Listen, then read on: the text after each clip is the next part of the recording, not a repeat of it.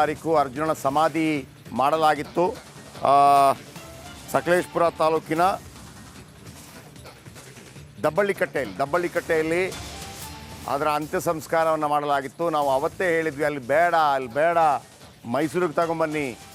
ಈ ಎಲ್ಲ ಕಳ್ಳ ಅಧಿಕಾರಿಗಳೆಲ್ಲ ತಮ್ಮ ಹುಳುಕು ಗೊತ್ತಾಗತ್ತೆ ಅಂತೇಳಿ ಅಲ್ಲೇ ಮುಚ್ಚಾಕ್ಬಿಟ್ರು. ಇದೀಗ ಅಲ್ಲಿ ತಂತಿ ಬೇಲಿ ಹಾಕಿದ್ರಲ್ವಾ, ಅದರ ಮೇಲೆ ಎಲ್ಲ ಆನೆಗಳು ಓಡಾಡ್ತಾ ಇದೆ, ಕಾಡಾನೆಗಳೆಲ್ಲ ಓಡಾಡ್ತಾ ಇದೆ. ಈಗ ಸಮಾಧಾನ ಆಗಿರಬೇಕಲ್ಲ, ಈ ಅಧಿಕಾರಿಗಳಿಗೆ ಈಗ ಸಮಾಧಾನ ಆಗಿರಬೇಕು. ಸಕಲೇಶಪುರ ತಾಲೂಕಿನ ದಿಬ್ಬಳ್ಳಿ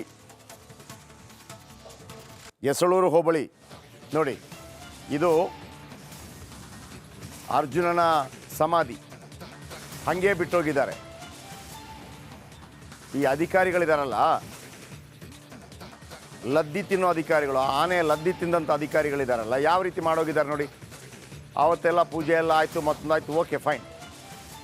ಪ್ರತಿಯೊಬ್ಬರು ಇದು ಪೂಜೆ ಅಂತಂದರೆ ಪ್ರತಿಯೊಬ್ಬರು ಬರ್ತಾಯಿದ್ರು ಅಲ್ಲಿಗೆ ಅರ್ಜುನನ ನೆನಪಿಗಾಗಿ. ಈಗ ಅದನ್ನೆಲ್ಲ ಆನೆ ಏನು ರೀ ಕೇಳತ್ತೇನ್ರಿ, ಆನೆಗೇನು ಗೊತ್ತಿರತ್ತಾ? ಈ ಮನುಷ್ಯರೇ ಇಷ್ಟು ಮೂರ್ಖರಾಗಿರುವಾಗ, ಅಧಿಕಾರಿಗಳೇ ಇಷ್ಟು ಮೂರ್ಖರಾಗಿರುವಾಗ ಅಲ್ಲೇ ಯಾಕೆ ಮಾಡಬೇಕಾಗಿತ್ತು? ಸಕಲೇಶಪುರದಲ್ಲಿ, ಯಸಳೂರಲ್ಲಿ ಹೇಳಿದ್ವಲ್ವ, ಅದಕ್ಕೊಂದು ರಾಜ ಮರ್ಯಾದೆ ಕೊಡೋಣ, ಅದಕ್ಕೊಂದು ಶೋಭಾಯಾತ್ರೆ ಮಾಡೋಣ. ಎಲ್ಲಿ ದ್ರೋಣ ಮತ್ತು ರಾಜೇಂದ್ರ ಆನೆಗಳು ಎಲ್ಲಿತ್ತು, ಎಲ್ಲಿ ಸಮಾಧಿ ಇತ್ತು, ಅದರ ಬಿಡಾರದಲ್ಲಿ ಅಲ್ಲೇ ಮಾಡೋಣ. ಅಷ್ಟಾಗುವಾಗ ನಮ್ಮ ಅಧಿಕಾರಿಗಳು, ಕಳ್ಳ ಅಧಿಕಾರಿಗಳು, 40% ಅಧಿಕಾರಿಗಳಿದಾರಲ್ಲ, ತಿಂದು ತೇಗಿ ಆನೆ ಲದ್ಯನೂ ತಿಂತಾರೆ ಬೇಕಿದ್ರೆ, ದುಡ್ಡು ಸಿಗತ್ತೆ ಅಂತಂದರೆ.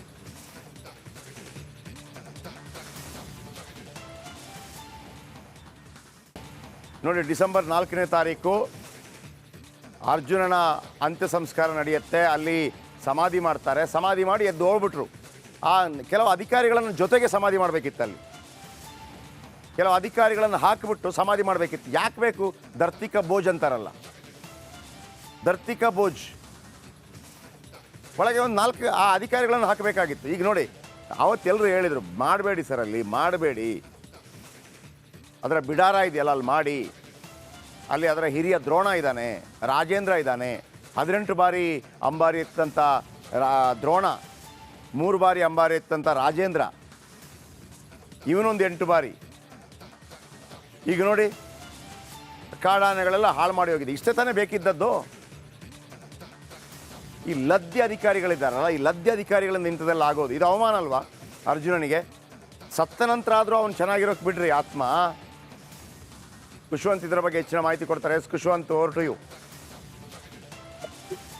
ಎಸ್ ಜೆ ಪಿ ಸರ್, ಈಗಾಗಲೇ ಡಿಸೆಂಬರ್ 4ರಂದು ಅರ್ಜುನ ಈಗಾಗಲೇ ಗೊತ್ತಿರುವಂತೆ ಕಾಡಾನೆ ಸೆರೆ ಇರುವ ಕಾರ್ಯಾಚರಣೆಯಲ್ಲಿ ವೀರಮರಣ ಅಪ್ಪಿತ್ತು. ಆದ್ರೆ ಒಂದು ವಿಚಾರ ಬೇಸರದ ಸಂಗತಿ ಅಂದ್ರೆ, ಈಗಾಗಲೇ ಅರ್ಜುನನ ಸಮಾಧಿ ಏನಿತ್ತು ಅದರಲ್ಲಿ ಆ ಒಂದು ಸುತ್ತ ತಾತ್ಕಾಲಿಕ ತಂತಿ ಬೇಲಿಯನ್ನ ಹಾಕಿ ಆ ಒಂದು ಸಮಾಧಿ ಸುತ್ತಲೂ ಒಂದು ರಕ್ಷಣಾ ವ್ಯವಸ್ಥೆಯನ್ನ ಮಾಡಲಾಗಿತ್ತು. ಆದ್ರೆ ಈಗ ಈ ಸಮಾಧಿಯಲ್ಲಿ ಸುತ್ತ ಹಾಕಿದಂತ ತಂತಿ ಬೇಲಿಗಳ ಕಂಬಗಳೇನಿತ್ತು ಅದನ್ನು ಕೂಡ ಕಾಡಾನೆಗಳು ಕಿತ್ತು ಬಿಸಾಡಿರುವಂತದ್ದು. ಜೊತೆಗೆ ಈಗ ಒಂದು ವಿಚಾರವನ್ನ ಗಮನಿಸಬೇಕಾಗಿರೋದು, ಇಲ್ಲಿ ಒಬ್ಬನನ್ನ ಪಾರಕ್ ಕಾಯ್ಲಿಕ್ಕೆ ನಾವು ಒಬ್ಬ ಗಾರ್ಡ್ ಅನ್ನ, ಒಂದು ಫಾರೆಸ್ಟ್ ಡಿಪಾರ್ಟ್ಮೆಂಟ್ ನ ಸಿಬ್ಬಂದಿಯನ್ನ ಹಾಕ್ತೇವೆ ಅಂತ ಅವತ್ತು ಹಾಸನ DFO ಅವರು ಹೇಳಿದ್ರು. ಆದ್ರೆ ಇವತ್ತು ಆಗಿರುವ ಒಂದು ಘಟನೆ ನೋಡಿದ್ರೆ ಯಾರು ಇಲ್ಲ ಅನ್ನೋದು ಸ್ಪಷ್ಟವಾಗಿದೆ. ಯಾಕಂತ ಅಂದ್ರೆ ಯಾರಾದ್ರೂ ಇದ್ದಾಗ ಈ ರೀತಿ ಬಂದು ಆನೆ ಹಾಳು ಮಾಡೋದು ಕಷ್ಟ. ಇನ್ನೊಂದು ಜೆ ಪಿ ಸರ್, ಒಂದು ಈ ಆನೆಗಳ ವಿಚಾರದಲ್ಲಿ ಗಮನಿಸ್ಬೇಕು ಅಂದ್ರೆ, ಯಾವುದೇ ಆನೆ ಒಬ್ಬ ಮನುಷ್ಯನನ್ನಾಗ್ಲಿ ಅಥವಾ ಮತ್ತೊಂದು ಆನೆಯನ್ನ ಸಾಯಿಸಿದ್ರೆ ಆ ಜಾಗಕ್ಕೆ ಬಂದೇ ಬರುತ್ತೆ. ಅಂದ್ರೆ ಅದು ಒಂದು ವಾಡಿಕೆನೋ ಅಥವಾ ಅದು ಕಾರಣ ಏನೋ ಗೊತ್ತಿಲ್ಲ, ಒಂದು ಆನೆ ಒಂದು ವ್ಯಕ್ತಿ ಅಥವಾ ಯಾವ್ದಾದ್ರು ಒಂದು ಜೀವಿಯನ್ನ ಸಾಯಿಸಿದ್ರೆ ಆ ಜಾಗಕ್ಕೆ ಬಂದು ಹೋಗುವಂತದ್ದು, ಮತ್ತೆ ಆ ಜಾಗದ ಬಳಿಗೆ ಬಂದು ಸೊಪ್ಪನ್ನ ಮುರಿದು ಹಾಕುವಂತದ್ದು, ಈ ಕೆಲಸವನ್ನ ಮಾಡುತ್ತೆ. ಹೀಗಾಗಿ ಒಟ್ಟಾರೆಯಾಗಿ ಇವತ್ತು ಈ ಒಂದು ಕೆಲಸ ಕೂಡ ಅರ್ಜುನನಿಂದ ಆಗಿರುವಂತದ್ದು. ಈಗ ಸಾಕಷ್ಟು ಈ ಒಂದು ಅಧಿಕಾರಿಗಳ ಕೆಲಸದಿಂದ ಸಾಕಷ್ಟು ಪ್ರಾಣಿ ಪ್ರಿಯರಿಗಿರ್ಬೋದು ಅಥವಾ ಅರ್ಜುನನಿಗೆ ಏನು ಗೌರವ ಸಂದಿಸಂತಾಗುತ್ತೆ ಅನ್ನುವಂತ ಮಾತುಗಳನ್ನು ಕೂಡ ಈಗ ಜನರಿಂದ ವ್ಯಕ್ತ ಆಗ್ತಾ ಇದೆ.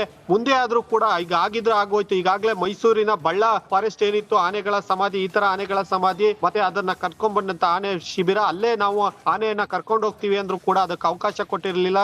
ತಗೊಂಡೋಗ್ಲಿಕ್ಕೆ ಕಷ್ಟ ಆಗುತ್ತೆ ಅನ್ನುವಂತ ಸಬೂಬನ್ನ ಹೇಳಿ, ಕಾರಣವನ್ನ ಹೇಳಿ ಸಮಾಧಿಯನ್ನ ಮಾಡಿದ್ರು. ಎಲ್ಲದೂ ಆಯ್ತು. ಆದ್ರೆ ಈಗ ಈ ರೀತಿ ಆಗಿದೆ, ಇದಕ್ಕೆ ಕಾರಣ ಯಾರು ಅನ್ನುವಂತ ಒಂದು ಮಾತು ಕೇಳಿ ಬರ್ತಾ ಇದೆ. ಇನ್ನಾದ್ರೂ ಕೂಡ ಮುಂದೆ ಎಚ್ಚೆತ್ಕೊಳ್ಳದೆ ಹೋದ್ರೆ ಮತ್ತೆ ಕಾಡಾನೆಗಳು ಆ ಜಾಗಕ್ಕೆ ಬರುದು ಖಚಿತ, ಈ ಒಂದು ಸ್ಥಳವನ್ನ ಹಾಳು ಮಾಡುದು ಖಚಿತ ಅನ್ನುವಂತ ಪರಿಸ್ಥಿತಿ ಈಗ ಎದುರಾಗಿದೆ ಅಂತ ಹೇಳ್ಬೋದಾಗಿದೆ. J P sir, thank you ನಿಮ್ಮೆಲ್ಲ ಮಾಹಿತಿಗಾಗಿ.